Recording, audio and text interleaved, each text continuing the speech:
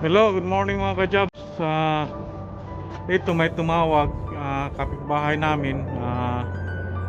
Mayroon lang siyang gusto ipa-check doon sa bahay nila yung tungkol sa cooker nila. Kasi ano daw, gas stove. So gusto nila papalitan ng induction hub, yung electric. Kasi delikado daw sa mga bata yung yung flame. Kaya balak niyang papalitan yung pinaka-cooker niya. So titingnan natin kasi gas 'yon. Titingnan natin kung ano yung magagawa natin at ipapakita ko doon sa inyo mamaya. Okay? Hello mga ka-jobs. Andito na tayo sa job site.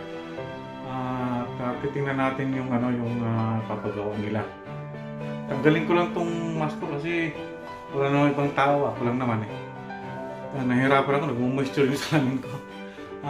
Ipapakita ko sa inyo yung anong ipapagawa nila. Ito pala yun. Mga ka-jobs, ito daw yung gusto nilang papalitan. Bali, tatanggalin to tapos papalitan ng electric hub. Kasi ito yung gas flame ang So may mga bata kasi maliliit kaya delikado. So ang gusto nila yung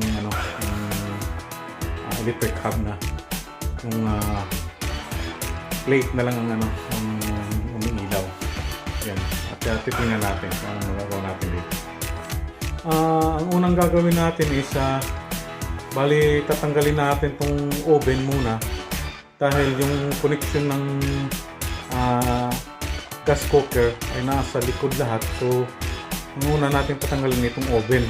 Tapos pagkatanggal natin itong oven, titingnan natin doon sa likod kung mayroong shut off valve. Dahil pag wala, hindi natin magagalaw yung piping ng gas. Dahil kailangan kasi ng registered gas installer na kailangan magpatay ng gas dito dahil bawal yun sa amin. Kung plumber ka lang, hindi ka pwede magano ng gas. Yan ang dito. Okay, titingnan natin. Ayan. Yun mga ka-jobs, ang pagtanggal pala nito ng oven is yan. Dito meron kasi yung mga screw sa both sides yan hanggang doon din. So kailangan tanggalin siya para mahugot ng oven. Tapos pag nahugot na yung oven, ito na yung likod niya. So kailangan kasi makita natin at masilip kung ano talaga yung loob ng yan.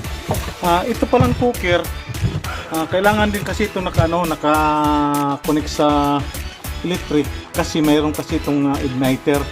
Yung ito, pag inaano kasi ito, pag pinapaandar to, ito siya, pag pinapaandar to, mag-click to. Pag mag-click kasi ito yung mag-ano ng fire lighter. Kaya pag click to, electric kasi ito pag mag-click to, saka siya dito ng diretso ng gas. Kaya yung connection niya ito, yung tubo ng gas at saka yung electric. Ito.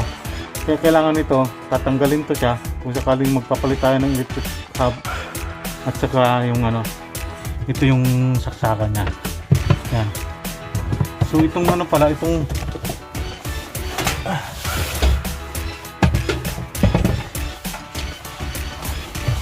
yan. So nakarekta pala yung oven nila, pero yung gas cooker nila is ito naka-plug. So kailangan natin ng na ma-unplug din to, tsaka kung ready na silang paggawa. Okay. So yan, inform natin yung may-ari na kung ready na yung appliances nila na induction hub, kasi yun ang ipapalit natin dito at ikakabit natin. Kaso wala pa yata silang induction hub, kaya i-inform ko sila na kung kailan sila ikakabit natin kasi pwede na natin ikabit.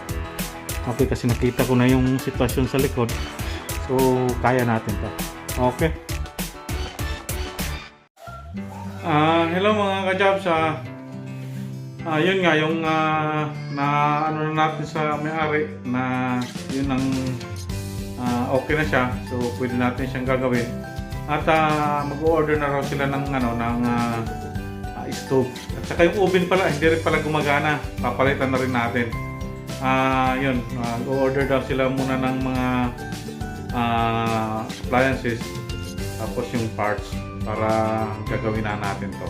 Papalitan natin lahat yung stove at saka yung oven. Okay.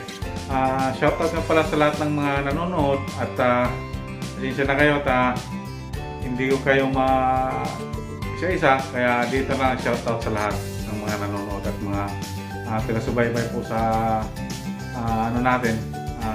vlog natin. Maraming salamat po sa inyong suporta. At hanggang dito na lang sa susunod ulit. At papakita ko rin sa inyo yung yung pagkakabit ng